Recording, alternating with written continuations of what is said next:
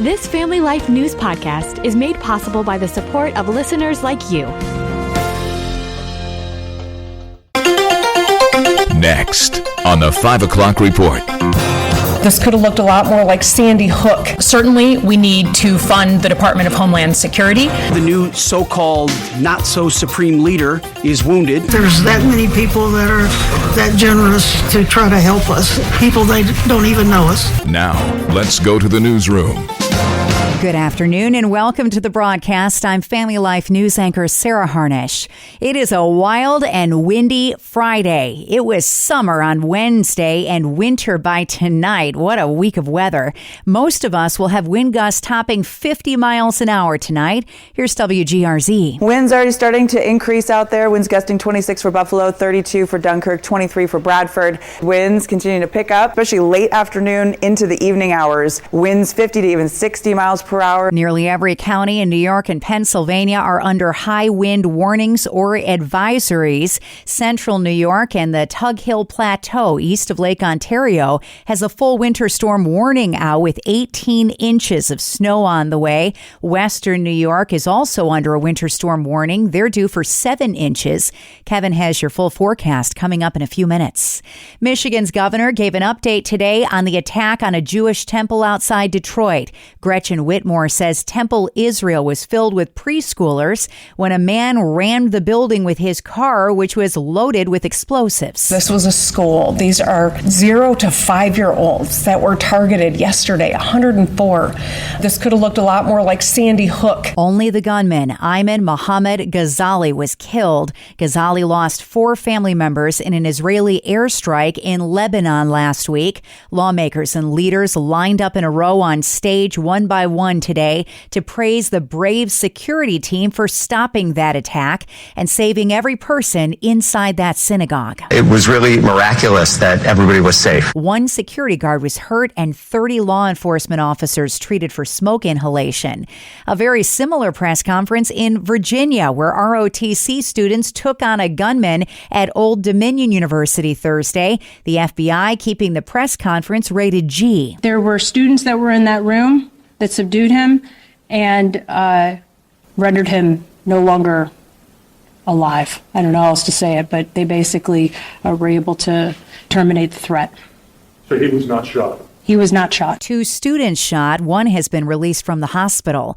Those back-to-back terror attacks in Michigan and Virginia have intensified discussions on funding the Department of Homeland Security. It's now been without cash for a month. During the press conference today in Michigan, even Democratic Senator Alyssa Slotkin said this isn't a joke. America needs the protection of its top anti-terror agency. Certainly, we need to fund the Department of Homeland Security, and we need, in my view, to cut away all the conversation on ICE, which is its own conversation, from all the core missions of the Department of Homeland Security, but they're essential. Republican Brian Mast is on the House Foreign Affairs Committee. He says DHS funding is no longer a Republican or Democratic issue. It's about safety. The Democrats not working to keep terrorists out of our country or fund the agency that deals with terrorists, that's an emergency for them, and that's why you see them starting to abandon ships. They're like rats jumping off a ship right now. The Pentagon says all 6 Americans aboard a military refueling plane that crashed yesterday in Iraq have died.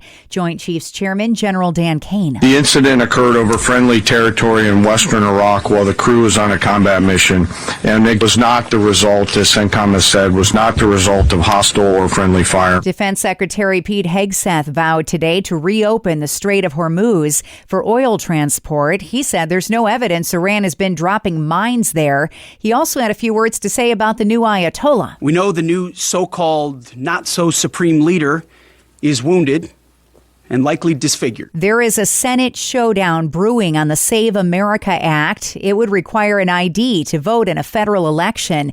Democrats say it would knock thousands of voters off the rolls. California Democratic Senator Alex Padilla. This is not a voter ID bill. This is a voter suppression, a voter purge bill. Republicans say, though, it fights election fraud. Kaylee McGee White is a Steamboat fellow. It is common sense. It's overwhelmingly supported by the American public, so there's really no no reason why Senate Republicans should not be able to get this across the finish line. And jury deliberations are underway in Los Angeles in a landmark social media trial. A 20-year-old woman says she became addicted to social media at the age of 9.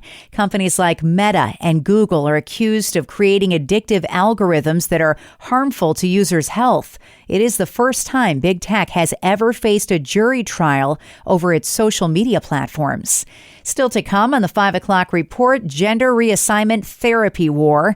The Fairness Act passes its first hurdle in Pennsylvania and breaking down the millionaire's tax in the Empire State. Those stories after weather with Kevin Williams.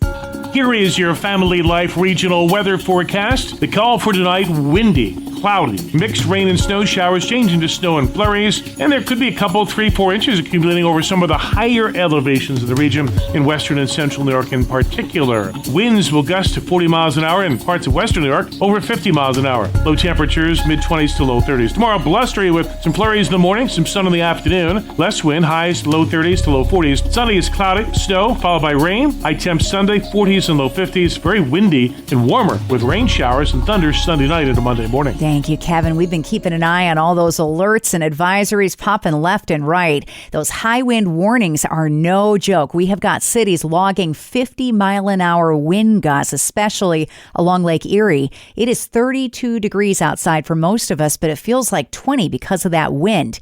Governor Kathy Hochul just issued an alert for central New York and specifically the Tug Hill Plateau east of Lake Ontario, which could get 18 inches of snow by Saturday night. Western New York is on deck for 7 inches of snow and 60-mile-an-hour winds. All those advisories lift around 8 a.m. tomorrow for Western New York and Western Pennsylvania. It is Friday, and that means a deep dive with our Capital Connection crew, Michael Gear with PA Family and Stephen Hayford with New York Families, and Bob Price at the helm. We start with New York Attorney General Letitia James. Let's listen in. Talking about being on the wrong side of an issue. That's where New York's Attorney General Letitia James seems to spend most of her time. She has ordered that a New York City hospital continue offering irreversible sex change operations on minors. This hospital had ceased doing that. The Attorney General steps in and says, you will do this. What is her fixation with the transing of children in the state of New York? It's tough to tell why the Attorney General is so fixated on this. Perhaps she's doing this to flaunt and highlight her opposition to Trump administration policies. Another possibility is the Attorney General is running for re-election this fall. Perhaps she thinks the far left is going to reward her with campaign money if she does things like this.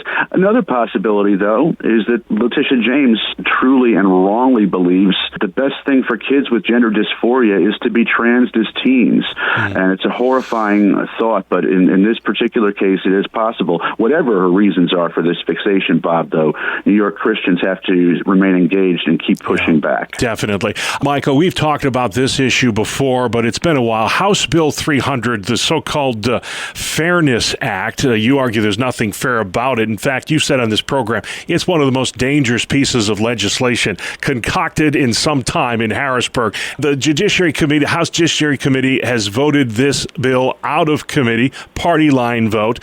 Why is this legislation so dangerous? Well, this is a bill that would add sexual orientation, gender identity, and gender expression to the state human relations code. And what we have seen in jurisdictions and states that have this is it's used as a punishment for those who stand for biblical principles related to marriage, human sexuality, etc. So Christian ministries are at risk. Individuals like the Jack Phillips or the Barronelle Stutzman cases where they're just trying to live out their conscience in their business are punished by the government.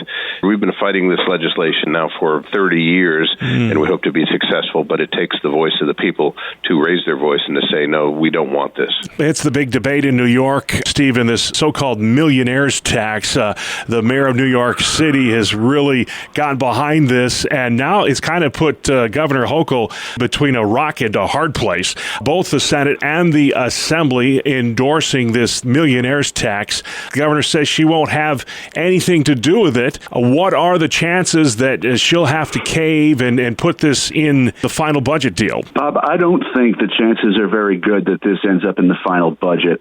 Governor Hochul has made it clear repeatedly she doesn't want to raise income taxes on anybody, including millionaires. That's a long-held position. In an election year, I don't think the governor's going to want to look as though she caved in on a long-held position under pressure. Also, there's a political dynamic that's in play here. Our lieutenant governor, Antonio Delgado, was running a primary challenge to the governor and was running as a left-wing alternative to her. However, he's abandoned his campaign, and so she doesn't have an opponent running to her left. What she has is Bruce Blakeman running as a Republican who is going to pounce on her if she does raise taxes on people. I don't think that there's much political incentive for her to give in on this, and she holds most of the cards in budget negotiations. The big question, though, Bob, is the legislature has proposed to spend $272 billion. Why does our government spend so much money? I don't know. I cannot understand that price tag. Maybe somebody smarter than me can explain it to me, but that's the GDP of most countries on planet Earth, and it's just New York State. Michael, some history was made in Harrisburg yesterday. Representative Clint Owlett, a good friend of yours, chaired the first ever anti-human trafficking caucus meeting. This is a newly formed committee to crack down on human trafficking, which remains a huge problem in Pennsylvania. I wonder how difficult has it been to try and get out in front of this problem when you look at the proliferation of the pornography industry and the prevalence of social media and how that has exacerbated this problem. All of those things are significant factors in trying to combat this scourge on Pennsylvania and nationally, frankly. Human trafficking is one of the fastest growing crimes, especially in rural Pennsylvania, where it's often hidden, happening right in homes through online grooming on apps and platforms. The explosion of the pornography industry really worsens this by fueling demand for exploitation in the production of this. So it's a tough nut to crack. We again salute Clint Owlett and other members of the legislature in trying to get out in front of this and finally put this scourge out of business. That's Michael Gear with PA Family and Stephen Hayford with New York Families. It is Capital Connection. You can listen to the entire 10-minute interview along with all of our Family Life news features at Apple Podcasts, YouTube, Spotify, and at familylife.org. Good credit can help you qualify for lower interest rates, but what if we're just starting out with no credit history? Hi, I'm Rob West with another Faith and Finance Minute. Building credit can feel like a catch-22. You need credit to get credit, but there are smart ways to begin. One option is becoming an authorized user on a trusted family member's credit card, typically a parent. Their positive payment history can help establish yours. Another step is opening a secured credit card. Use it only for budgeted items and pay it off in full each month. You can also have rent and utility payments reported through a credit reporting service, turning everyday bills into credit history. Remember, a strong credit history is a tool, not a goal. Build credit wisely so that it serves you, not the other way around. Manage your finances wisely with the easy-to-use FaithFi app. Download FaithFi, Faith and Finance from your app store, or learn more at faithfi.com. Coming up on the 5 o'clock report, an elderly DoorDash driver gets a delivery he never expected. That story after weather. I'm Kevin Williams, and here is your Family Life regional weather forecast. Well, one system coming through tonight with wind, rain, and snow. It will move away tomorrow, but another more potent system comes back with more rain, wind, and snow as we close the weekend and head into early next week. The call for tonight, windy, cloudy, mixed rain and snow showers changing to snow and flurries, and there could be a couple, 3-4 inches accumulating over some of the higher elevations of the region in western and central New York in particular. Winds will gust to 40 miles an hour in parts of western New York, over 50 miles an hour.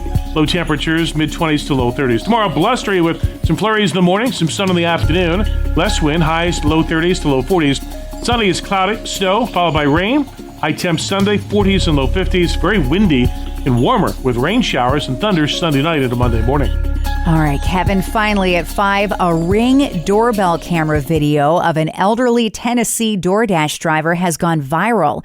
Brittany Smith uploaded the clip to GoFundMe after watching her driver, Richard, struggle to get up the porch stairs with her order. Yeah, so I posted the video of the Ring camera footage, and it's got 2.3 million views. The couple is decades past retirement age. Richard's wife says he started delivering food to afford her medication after she lost her job. It's a medicine for kidney disease. I'm a diabetic, and that's what's keeping me off of dialysis. Sometimes you just look at all the things that you need to pay or need to do, and you know that has to come. Smith said donations started pouring in. She met them both at a burger spot on Thursday to tell them what had been raised, $600,000. The couple lost their breath. It's just really difficult to believe that there's that many people that are that generous to try to help us. People, they don't even know us. A gift of hope from strangers. And that's the world that we live in for Tuesday, the 13th of March. I'm Sarah Harnish, and this is the 5 o'clock report on Family Life.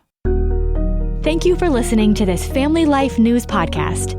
If you've been encouraged by what you've heard, please share it with others and click the subscribe button to automatically receive future episodes. Family Life is a listener-supported ministry. Podcasts like this are made possible by your financial partnership. Find out more at familylife.org.